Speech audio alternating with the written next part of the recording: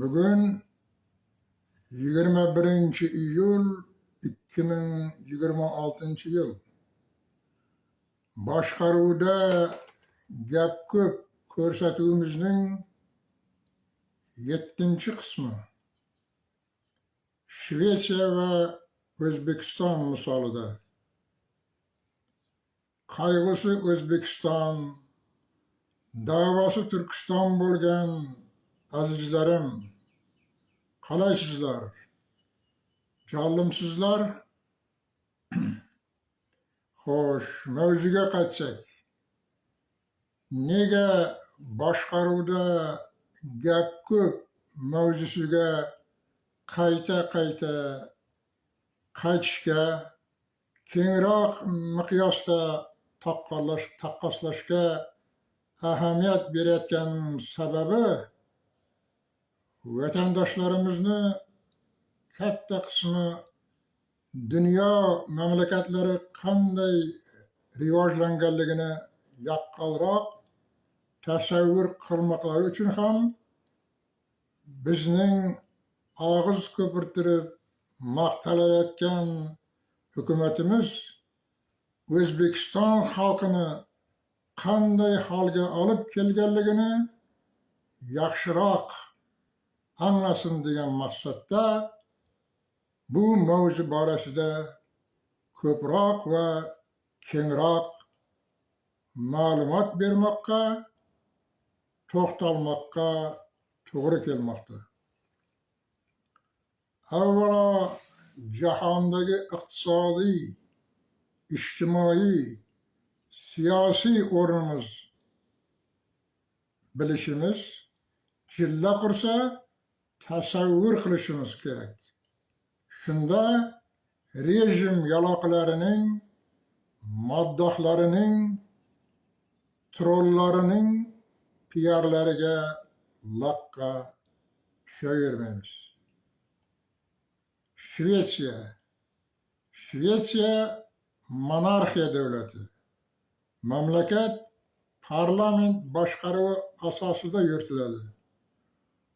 O'rta ta'lim jahon standartlari darajasida.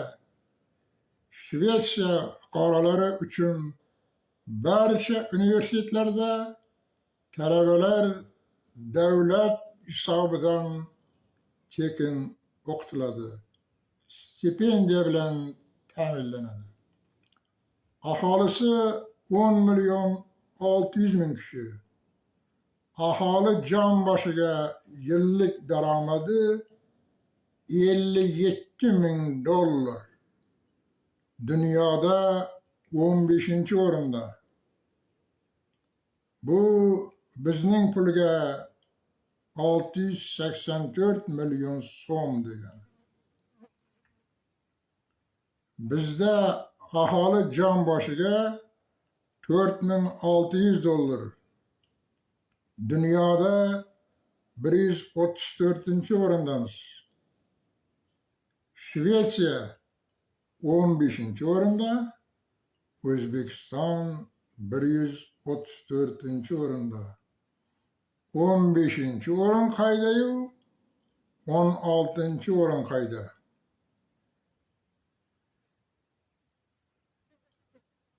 Bu bizlar Shvetsiya fuqarolariga nisbatan 13 barobar kam daromad qilamiz degani. Yanada aniqroq qilib aytsak, 13 barobar kambag'almiz degani.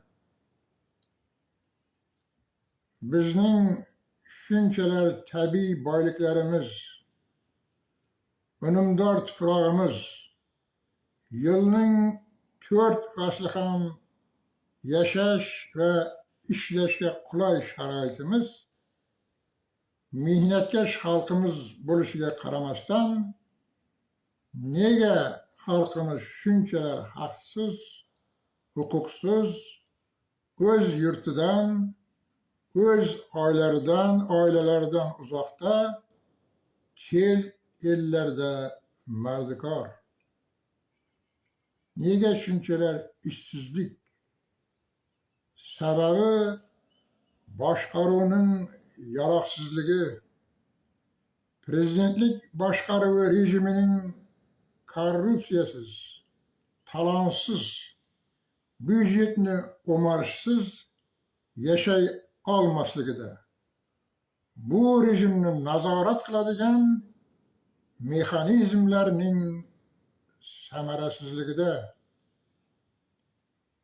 Shunday ekan, biz nimamizga maqtanamiz? Axir mamlakatning biror sohasiga tirnoqcha foyda keltirmaydigan piarlar, shov-shuvlar qaytanga mamlakatni shu holga tushirganlardan, davlatni cho'ktirganlardan uyolishlari kerak emasmi? Uyat qayda, oriyat qayda?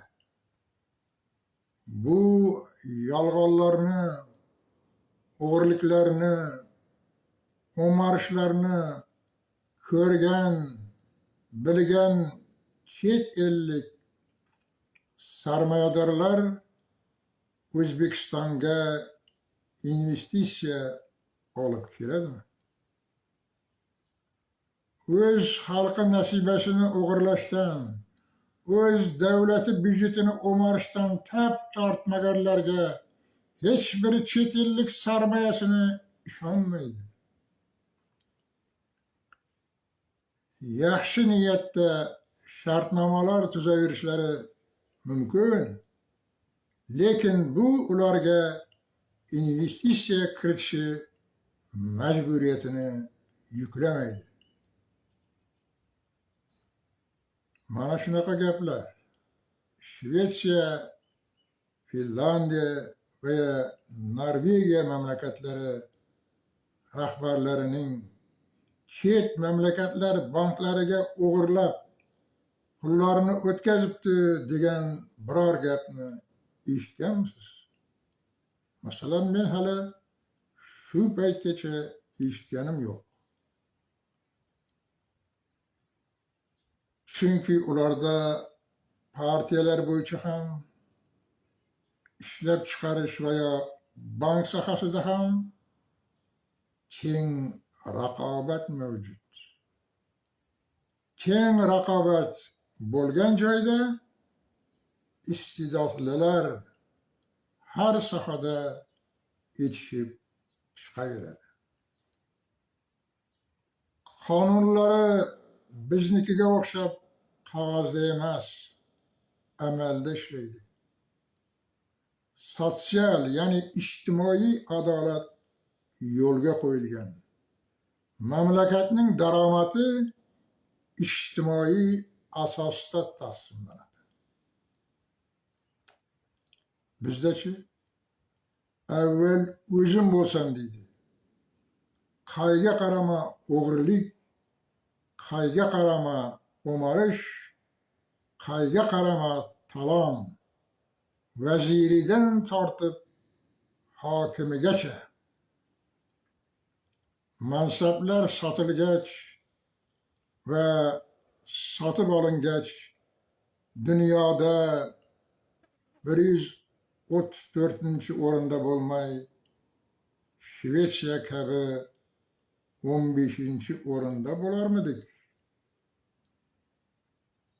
Bu to'ymaslarni hech to'ydirib bo'lmas ekanda. Bugunga shular to'rtlik. Tinglasang yig'latar ertaklaring bor.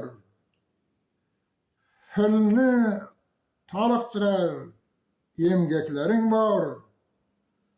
Sahardan to'xton boqsang to'ymagay, qorni qozondayin erkaklaring bor.